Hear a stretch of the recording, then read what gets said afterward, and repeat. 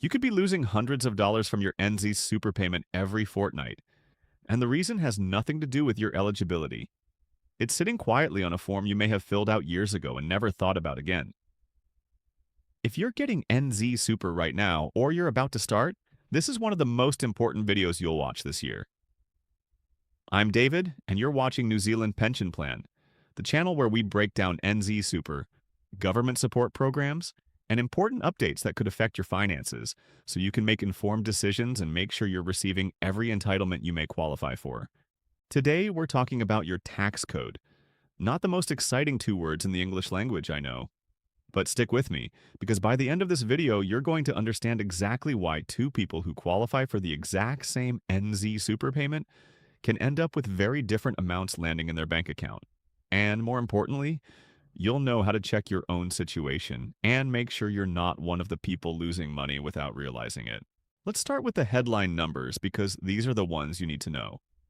As of the current rates, which took effect from the 1st of April this year under the annual general adjustment, a single person living alone receives $1,294.74 a fortnight before tax. After tax on the standard tax code, that comes down to $1,110.30. A single person sharing accommodation gets $1,191.14 before tax, coming down to $1,024.90 after tax. And for couples where both partners qualify, each person receives $984.28 before tax, working out to $854.08 after tax each. Now here's where it gets interesting and where a lot of confusion happens. Those after-tax figures I just gave you are based on the standard tax code, which is called the M code. But not everyone is on the M code. And if you're not, your payment could be noticeably lower, even though your entitlement hasn't changed at all. In just a moment, I'm going to explain exactly why that happens and walk you through a real example showing the difference in dollars.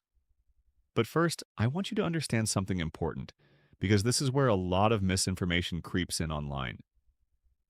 NZ Super is not income tested. I want to say that again because it surprises a lot of people. It doesn't matter if you've got $50,000 in the bank or $5 million in the bank. It doesn't matter if you own your home outright or you're still working part-time. Your entitlement to NZ Super, the actual gross amount you qualify for, never changes because of your income or your assets. That figure is fixed by work and income based purely on your living situation, whether you're single, living alone, sharing, or part of a couple. So, if the entitlement never changes, why do some pensioners end up with less money in their account than others in the exact same living situation? This is the part most people don't fully understand, and it's exactly what today's video is about. The answer is your tax code. Stay with me here because once this clicks, you'll never look at your NZ Super payment the same way again. When NZ Super is your only income or your main income, work and income applies the M tax code to your payments. This is the standard code, and it gives you the benefit of New Zealand's progressive tax brackets, where lower portions of your income are taxed at lower rates. This is the situation most full-time retirees are in, and it's why the after-tax figures I gave you earlier use the M code as the baseline. But here's the catch.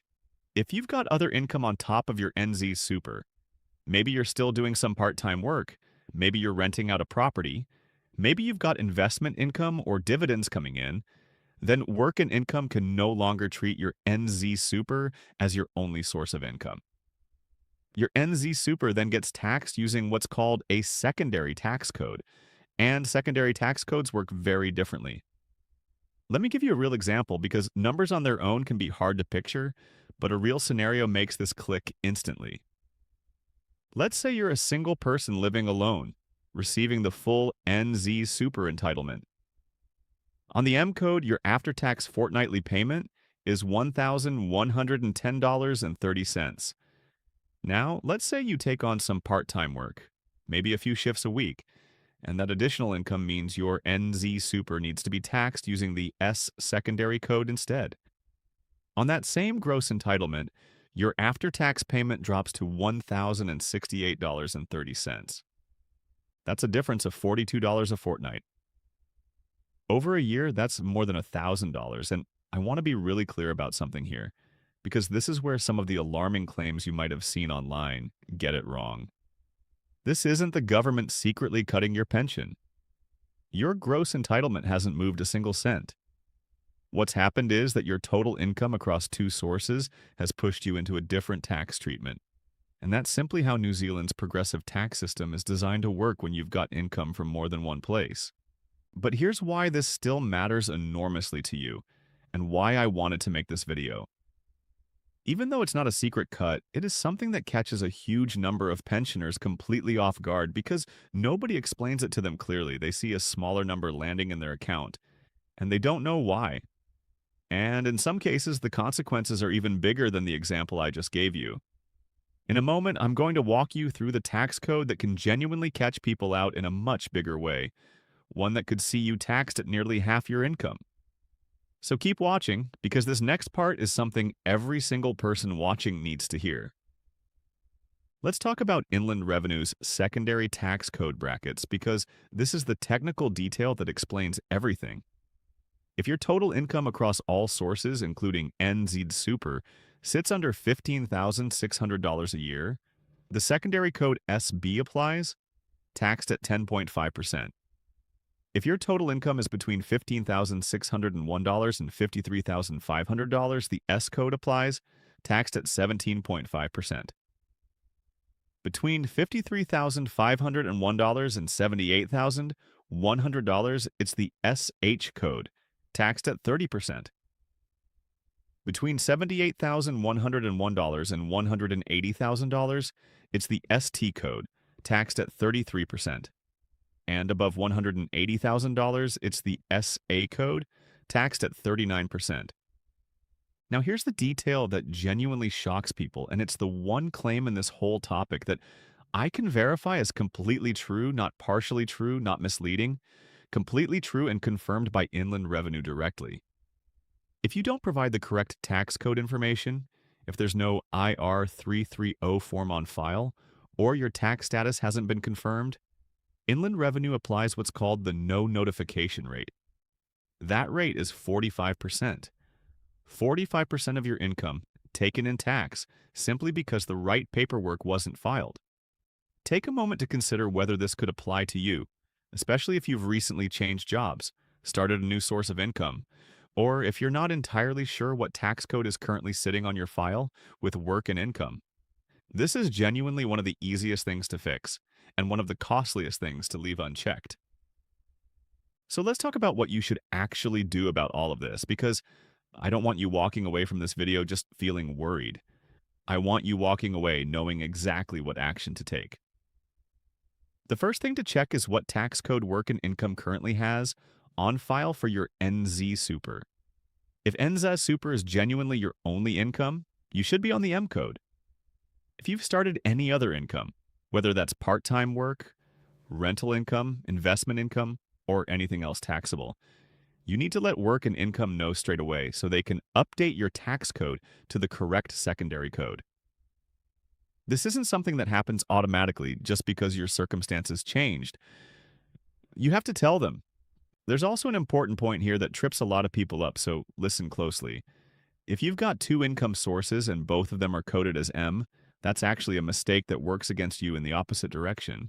It means the tax-free style threshold benefit is effectively being claimed twice, and you'll end up underpaying tax throughout the year, which means a tax bill waiting for you at the end of the financial year. So getting your tax code right isn't just about avoiding being overtaxed, it's about avoiding nasty surprises in either direction.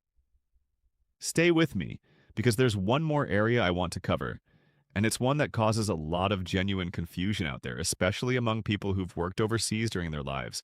This is the overseas pension question, and I want to separate this clearly from everything we've just discussed about tax codes, because these are two completely different things, even though people often mix them up in comments and on social media.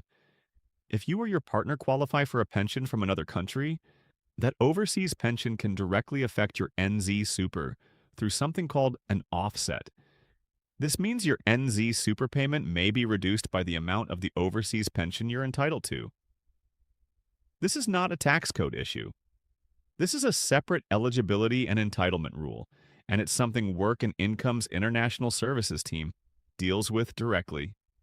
If this applies to you or you think it might, the right move is to contact Work and Income and talk it through with them directly because every situation is different depending on which country the pension comes from and what arrangement New Zealand has with that country. Now, I promised you earlier that I'd address some of the claims floating around online because part of what we do on this channel is separate genuine government information from misinformation, and there's a fair bit of both circulating when it comes to this topic. The first claim you'll often see is some version of, your tax code can secretly reduce how much NZ Super you receive. I'd call this partially true, and here's the honest forensic breakdown. Your gross entitlement, the actual amount you qualify for, never changes based on your tax code. That figure is locked in by your living situation alone. But the amount that actually lands in your bank account, the net amount, absolutely can be lower depending on your tax code. Exactly like the example I walked you through earlier with the $42 fortnightly difference. So it's real, it does affect your bank balance, but it's not a secret. It's published, it's transparent, and once you understand how it works, there are no surprises left. The second claim is the one about losing close to half your income to tax if you don't submit the right form. As I mentioned, this one is verified true, but only in the specific case where no tax code has been provided at all. It's not something that happens to pensioners who've simply got the wrong secondary code. It's specifically the no notification default, and it's entirely avoidable by making sure your IR 330 is on file and up to date. The third claim, and this is an important one to address directly, is the idea that the government quietly changed pension tax rules this year specifically to cut payments. I want to be very clear with you here. There is no official update from Work and Income, Inland Revenue, or the New Zealand government that supports this claim. The only confirmed change to NZ Super this year is the standard 1st of April adjustment, and that adjustment increased payments. It didn't cut them. If you've seen content suggesting otherwise, particularly anything referencing vague rule changes without linking back to an official government source, treat it with real caution. Always check directly with Work and Income or Inland Revenue before accepting a claim like that as fact.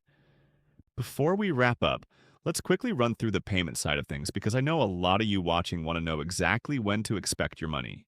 NZ Super is paid fortnightly, generally every second Tuesday, directly into your bank account.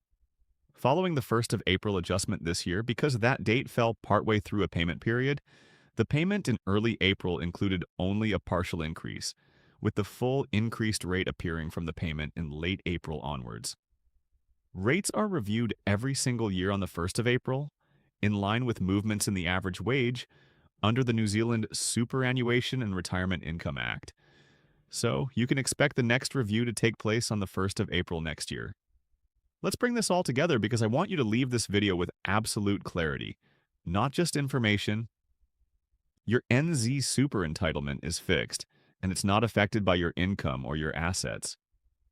What can change is the tax code applied to that entitlement, and that depends entirely on whether NZ Super is your only income or whether you've got other income alongside it. If you're on the correct M code with no other income, you'll receive the standard after-tax rate.